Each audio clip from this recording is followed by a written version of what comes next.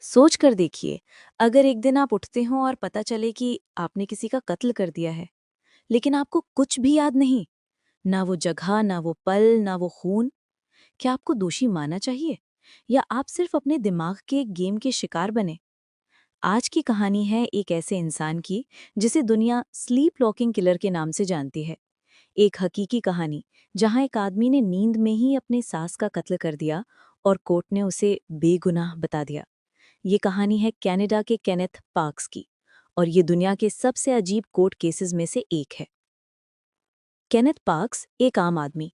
जिंदगी नॉर्मल चल रही थी, एक बीवी, एक नौकरी और एक छोटी सी फैमिली। लेकिन केनेथ के अंदर एक छुपी हुई आदत थी, जुआ खेलने की। हर महीने की तनख्वाह वो कसीनो और बेटिंग में उड़ा देता था। धीरे धीरे कर्ज बढ़ता गया, और गिल्ट भी। जब फैमिली को सब पता चला तो सब नाराज हुए, लेकिन उसके ससुर और सास ने उसका साथ नहीं छोड़ा। उन्होंने कहा, बेटा, गलती सबसे होती है, बस सुधर जाओ। केनेथ ने डिसाइड किया कि वो अगली वीकेंड उनके घर जाएगा, माफी मांगेगा और एक नई जिंदगी शुरू करेगा। उससे क्या पता था कि वो वीकेंड उसकी जिंदगी का सबसे बुरा सपना बन जाएगा। 23 मई 1987, रात के करीब 12 बजे। केनेथ टीवी देखते हुए काउच पर सो गया, लेकिन उसके दिमाग ने उस रात एक अलग मोड ऑन कर दिया, स्लीप वॉकिंग मोड। अब ये समझना ज़रूरी है, स्लीप वॉकिंग यानी सोमनैम्बुलिज्म एक मेडिकल कंडीशन है, जिसमें इंसान सोकर भी चल सकता है, बोल सकता है और कभी-कभी कॉम्प्लेक्स काम भी कर सकता है, जैसे कुकिंग या डोर खोलना।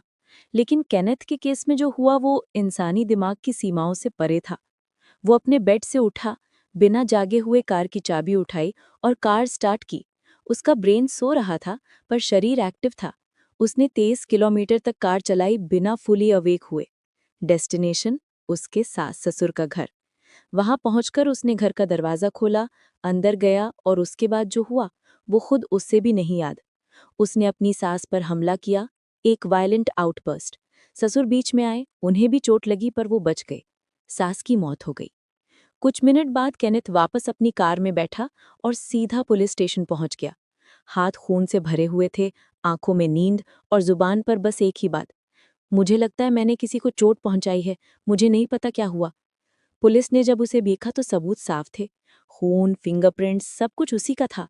लेकिन उसके चेहरे पर कोई गिल्ट नहीं था, कोई प्लानिंग नहीं थी, जैसे उसका दिमाग उस वक्त वहां था ही नहीं। केस कोर्ट में गया। सबको लगा ये एक सिंपल मर्डर केस होगा। लेकिन जब डॉक्टर्स ने उसका ईईजी यानी ब्रेन स्कैन किया, सब कुछ बदल गया। टेस्ट ने दिखाया कि उस रात केनेथ का ब्रेन डीप स्लीप स्टेज में था, एक ऐसी कंडीशन जिसे एनआरईएम पैरासोम्निया कहते हैं। यानी इंसान का ब्रेन सो रहा होता है, पर उसका शरीर कुछ हद तक एक्टिव रहता है। डॉक्टर्स ने कहा, उसका एक्ट वॉलंटरी नहीं था, ये एक मेडिकल कंडीशन थी। कोर्टरूम में एक्सपर्ट्स बुलाए गए, स्लीप स्पेशलिस्ट्स, न्यूरोलॉजिस्ट्स और साइकोलॉजिस्ट्स। उन्होंने बताया कि दुनिया में कुछ रेयर केसेस में लोगों ने नींद में कॉम्प्लेक्स काम किए हैं, जैसे खाना बनाना, घर से बाहर निकलना या किसी पर अटैक करना तक। पर केनेथ का केस सबसे एक्सट्रीम था, कार चलाकर 23 किलोमीटर दूर जाकर कत्ल कर देना। प्रोसिक्यूशन ने कहा, ये सब कहानी है, कोई इंसान नींद में कार नहीं चला सकता। लेकिन डिफेंस ने साइंटिफिक एविडेंस पेश किया, और जब डॉक्टर्स ने लाइव स्लीप टेस्ट किया, उन्होंने देखा केनेथ सच में नींद में भी मूव करता है बिना जागे हुए। कोर्ट स्टन था। क्या ऐसा हो सकता है कि कोई इंसान बिना होश के किसी की जान ले ले और उसे कातिल ना माना जाए? लेकिन लॉ ने कहा, अगर किसी के पास इंटेंशन यानी इरादा नहीं था, तो वो मर्डर नहीं होता। और केनेथ ने जब कत्ल किया तो वो होश में था ही नहीं। उसने प्लानिंग नहीं की थी, उसका कोई मोटिव नहीं था। उसने उन लोगों को मारा जिनके साथ वो सबसे ज्यादा प्यार करता था। रिजल्ट, कोर्ट ने उसे नॉट गिल्टी डिक्लेयर कर दिया। ये दुनिया के उन कम केसेस में से एक था जहां एक इंसान ने कत्ल किया पर उसे बेगुनाह माना गया। इस केस ने साइंस और लॉ दोनों को हिला दिया। एक तरफ मेडिकल एक्सपर्ट्स कहते हैं ये स्लीप डिसऑर्डर है, दूसरी तरफ कुछ लोग कहते हैं ये सब बहाना था। पर सच क्या है? स्लीप वॉकिंग एक रियल न्यूरोलॉजिकल कंडीशन है जिसमें दिमाग का कॉन्शियस पार्ट सो जाता है, पर मोटर पार्ट एक्टिव रहता है। इंसान अपने एक्शन कंट्रोल नहीं कर पाता और सुबह उसे कुछ याद नहीं होता। लेकिन केनेथ का केस एक एक्सट्रीम एग्जाम्पल था, जहां एक नींद में भी इंसान ने कार ड्राइव करके कत्ल कर दिया।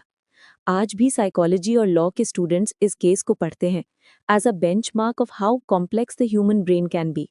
हम अपने दिमाग के मालिक समझते हैं, लेकिन कभी-कभी दिमाग ही हमसे कुछ ऐसा करवा देता है जिसका हमें होश नहीं होता।